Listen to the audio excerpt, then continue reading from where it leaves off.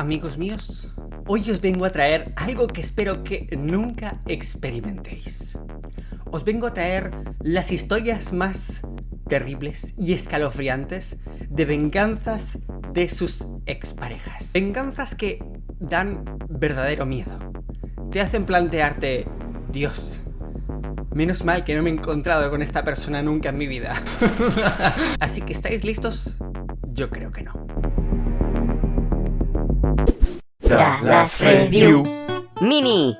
Bien, nuestra primera historia comienza en eBay. Una mujer vende las pruebas de los cuernos de su marido. Según cuenta, llegó más temprano a casa que de costumbre y su marido no la dejó entrar en la habitación. Y cuando logró abrirse paso, me pregunto cómo lo habrá hecho en plan Jack Nicholson en El Resplandor, encontró en la basura unos condones usados y unas bragas de tamaño bastante grande. Y lo que hizo fue vender las pruebas por eBay y lo puso en subasta. Por $125 empieza la subasta, porque ¿quién no querría comprar las bragas usadas de una tía cualquiera que le ha puesto los cuernos su marido con ella a cualquier otra tía que nadie conoce? Muy creepy, la verdad. Me pregunto qué clase de persona querría tener eso en su poder. Pero bueno, volvamos al punto original, y es: ¿en qué cabeza cabe que encuentres eso, decides conservarlo y peor, venderlo por eBay? Hace tiempo hice un vídeo de cosas raras que se pueden comprar en internet, como calcetines usados, que es como... ¿what? Pero esto creo que es mucho mejor. Bien, buscando confesiones de gente que ha hecho venganzas contra sus ex, encontré una web especialmente dedicada a que chicas cuentan las historias de venganza contra sus ex. Y encontré esta desgracia. Cuando mi marido me hace algo irrespetuoso, hago cosas horribles pequeñas que él nunca conoce. ¡Qué puta psicópata! He limpiado el baño con su cepillo de dientes. ¡Ah! ¡Dios! ¿Por qué no lo dejas y punto? ¡Loca! ¡Oh! Me sueno los mocos en su almohada. Pongo los calcetines sucios en su almohada. Esta tía tiene una obsesión con la almohada. Escupo en su comida. Dejo caer ceniza de cigarrillos en su café. E incluso he hecho pis en sus zapatos. Y digo yo, ¿por qué no lo dejas y ya está? Si tanto lo odias, quiero decir... hay una vida más allá del matrimonio. No sé si eres consciente de ello totalmente o si simplemente eres una psicópata de cojones que le gusta hacer... Dice... he hecho esto durante 8 años. Pero no me siento mal. Le advertí al principio. No te metas conmigo. Soy una bitch. Es una playa. Oh my god. What? No sé, llámame loco. Pero las veces que he estado con alguien que he pensado que era una loca, he dicho, se acabó. No me he puesto a ponerle cenizas en el café. Es muy fuerte esto, ¿eh? Es muy fuerte. Y lo peor es que es real. Y lo peor es que en esta web... es que es muy fuerte. Mirad esto, mirad esto. En la web dice, sale como un dibujo de una mujer gritando y dice: historias de la vida real actualizadas semanalmente. Pon la tuya y gana premios. ¿Y los premios qué son? ¿Está vendiendo un libro para aprender cómo vengarte de alguien? ¿El libro de la mujer para vengarte?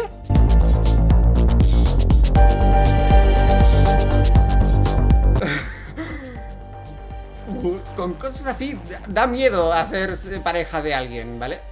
Sinceramente. ¿Por qué la gente tiene que vengarse? Quiero decir, a mí me han puesto los cuernos y lo último que pienso es en cómo me voy a vengar. Es decir, lo único que quiero es separarme de esa persona y no volverla a ver la cara en mi vida. ¿Qué Vamos a seguir leyendo. Mi exnovio era un controlador egocéntrico que creía que yo sería leal a él incluso cuando me dejó por una escocesa. ¿Qué? Pero como dicen, la venganza está servida en un plato frío. Así que 10 meses después, cuando está mandando emails a sus amigos y contactos del trabajo de la dirección de correo que yo le hice, y como aún no había cambiado su contraseña... Si veis que voy lento es porque estoy traduciendo el inglés, ¿vale? Así que decidí enseñarle una pequeña lección: seguridad. Así que a la mañana siguiente, cuando él iba a mandar emails a su novia actual, ¿sabéis qué? La computadora dice no. Esta tía no tiene ni puta idea. Básicamente le cambié la contraseña. Porque digo yo, superarlo porque te ha dejado no es una opción, ¿verdad? Bien, ¿veis a este tío? Esta es la imagen, supuestamente cuenta la historia, no sé si es real o no. Vendió el vestido de su ex mujer de boda porque se separaron y se lo puso para venderlo. No me extraña que hayan roto. Oh my god. Esta dice: Tracy, de 27 años, fue abandonada por su pareja 5 días después de que ella se sometió a una operación para aumentar sus pechos. ¿Cómo que fue abandonada? ¿Qué es, un perro? ¿En serio? ¿Cómo que... ¿Qué? ¿Cómo que abandonada? Para vengarse del prófugo.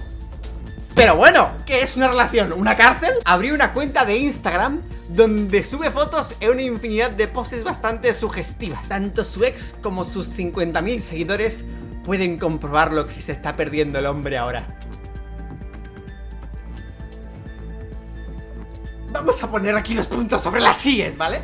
Porque hay muchas síes y muy pocos puntos. Para empezar, tú no abandonas a una pareja, la dejas, en plan, cortas la relación. Y luego no puedes llamar al ex prófugo. Es como que se supone que tenía la obligación de estar contigo después de tu operación de aumentar las tetas. Pero peor aún, se supone que tiene que ser algo malo para el ex. O se supone que el ex tenía que haber estado con ella porque está buena, que no os voy a enseñar las fotos, pero a mí me parece...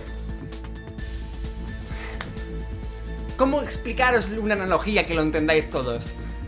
Es como si tuviera apoyabrazos, ¿vale? ¿Lo podéis entender con esa analogía? Yo creo que sí. En plan, una aquí y otra aquí. Pero peor aún, ¿cómo sabemos que la dejó por el aumento de pecho? ¿Es lo que cuenta ella? ¿Es lo que contó un periódico? Y aún peor, ¿por qué debería sentirse el ex? ¿Por qué mal? Porque su exnovia consiguió 50.000 seguidores por subir fotos de su c*** en Instagram. Aquí hay cosas que no me terminan de... No. Buf, acabo de leer una historia que me ha dejado chocado, sinceramente. Empieza la historia diciendo: debería haber escuchado a sus amigos cuando me dijeron que no me enrollara con él. Y es como... Y si era el típico amigo que quería follarte realmente y por eso te dice: hey, no te enrolles con él, enróllate conmigo, ¿sabes? Es como...